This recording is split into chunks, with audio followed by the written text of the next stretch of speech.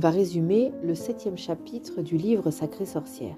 Dans ce chapitre, on se rappelle que notre héros est enfermé dans une salle de conférence et il a remarqué que toutes les dames qui s'y trouvent sont des sorcières. Et il y en a une qui arrive et qui est très, très jolie, qui a l'air d'avoir 20-25 ans et c'est visiblement la chef parce que c'est elle qui monte sur l'estrade et tout le monde la regarde. Mais on a l'impression qu'elle va arracher son visage et en fait, ce qu'elle fait, c'est qu'elle enlève un masque. Et en dessous, elle a le plus horrible et le plus laid visage qu'on puisse imaginer. Mangé par les asticots, vraiment un visage horrible.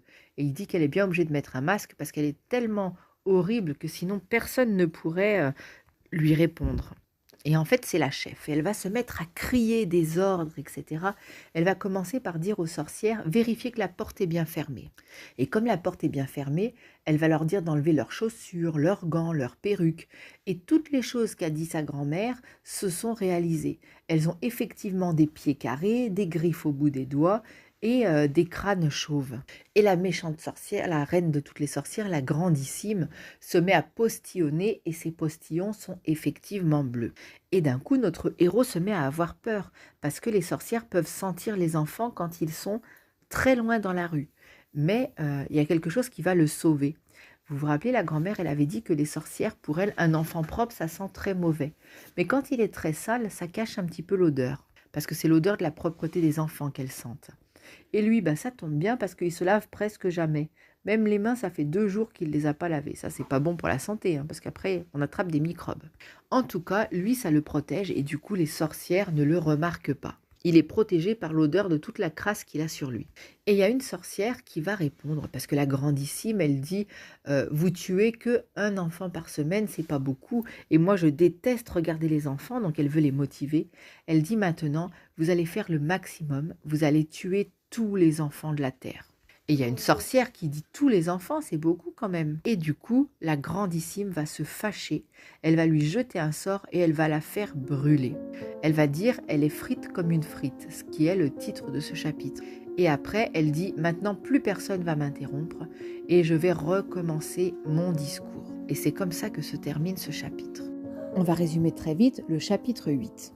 Notre héros est toujours enfermé dans la salle de conférence de l'hôtel et il entend tout ce que dit la grandissime sorcière, qui est leur chef. Et elle chauffe l'assemblée en disant à tout le monde « Les enfants, ça pue, ça sent le caca de chien » et tout le monde applaudit, tout le monde répète toujours tous les mots qu'elle dit. Et elle dévoile son plan. Son plan, c'est que toutes les sorcières démissionnent de leur travail, achètent un magasin de bonbons, achètent les meilleurs bonbons qui existent et les vendent 4 fois moins cher. Alors il y a une sorcière qu'ils appellent la sotte, ça veut dire qu'elle est idiote, qui dit « Ah oui, comme ça on va les empoisonner et les enfants ils vont mourir ».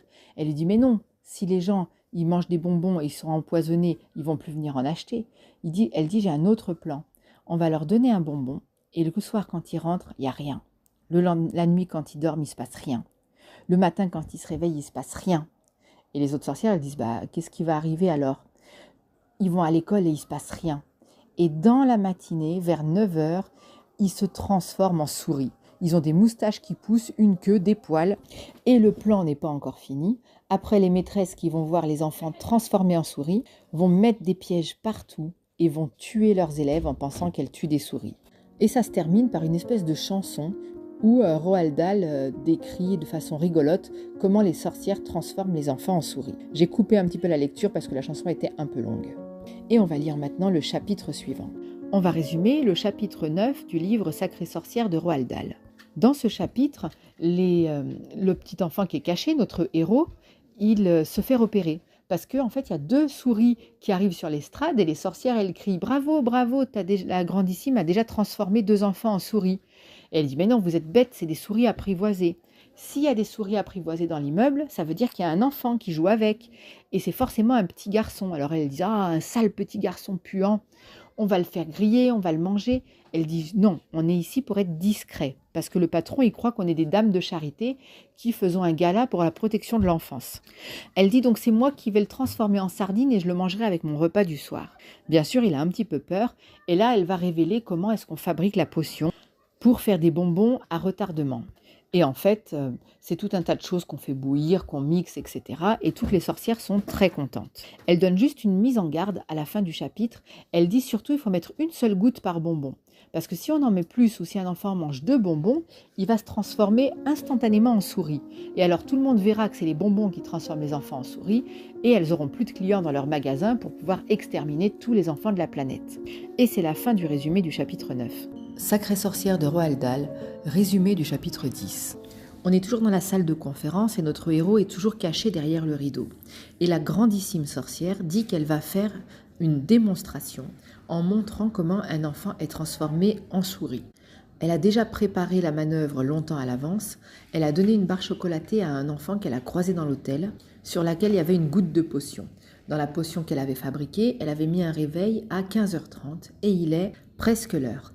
Elle dit que c'était un enfant qui marchait dans le couloir, elle lui a donné une barre de chocolat et elle lui a dit qu'il en aurait 6 autres s'il venait le lendemain à 15h25 dans la salle de conférence. L'enfant entre et notre héros le reconnaît, il s'appelle Bruce. C'est un enfant qu'il aime pas trop parce qu'il est un peu prétentieux, il dit que ses parents sont plus riches. Et dans la cour de l'hôtel, il l'a vu en train d'utiliser une loupe pour faire griller des souris. En fait, la loupe, ça focalise tous les rayons du soleil en un seul point. Et quand on met le point sur la fourmi, elle grille. Et lui, vu que c'est un méchant, ça le fait rire de voir la fourmi mourir. Et notre héros, il lui dit « Mais non, arrête de faire ça, c'est méchant. » Lui, il dit « Je m'en fous, t'as qu'à m'arrêter si t'en es capable. » Et du coup, il le pousse et il lui casse sa loupe. Alors le petit garçon, Bruce, il est parti fâché en disant qu'il allait le dire à son père.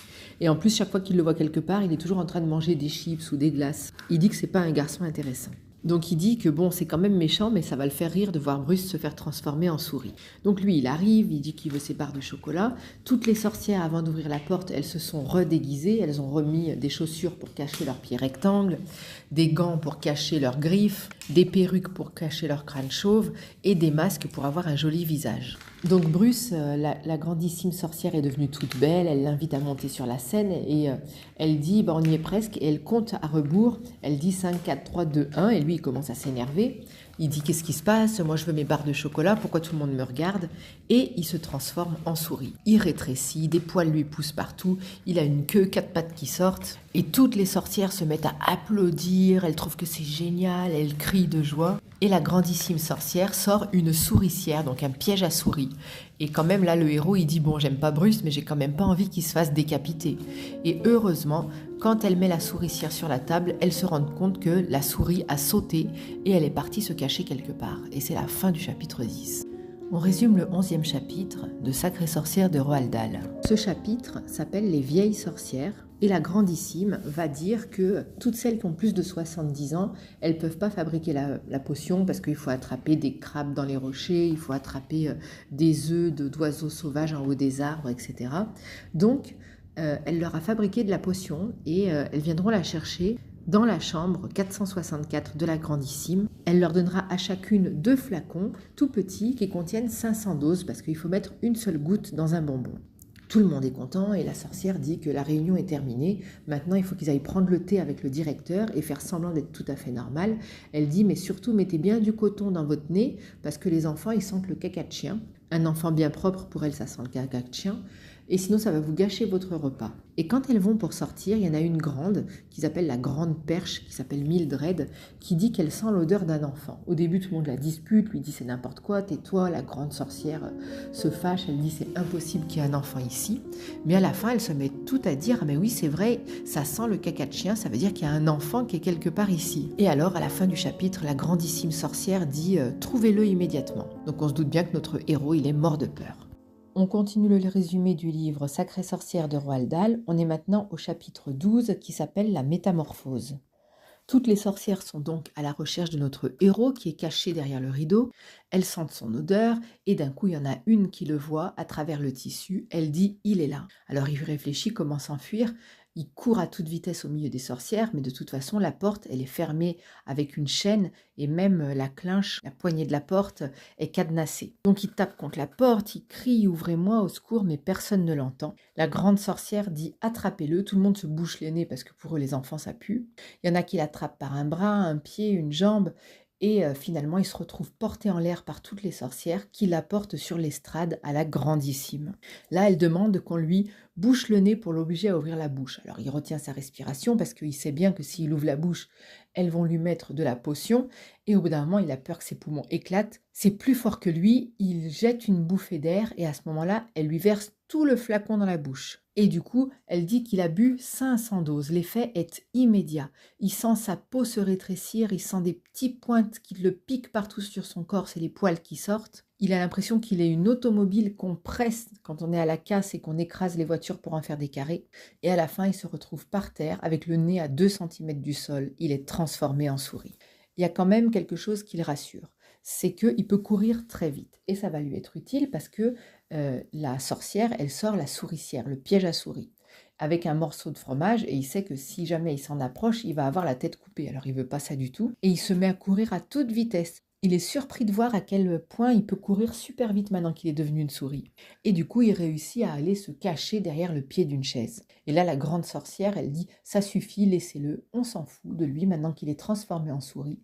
Ce sera le chat de l'hôtel qui le mangera. » Et les sorcières doivent se rendre sur la terrasse de l'hôtel, la terrasse qui s'appelle Sunshine, pour aller boire le thé avec le directeur. Parce qu'on se rappelle qu'elles font croire qu'elles sont un groupe de charité qui s'occupe du bien-être des orphelins. Et donc du coup, elle quitte toute la pièce pour se rendre à cette réception, et elle laisse derrière elle notre héros qui est maintenant transformé en petite souris.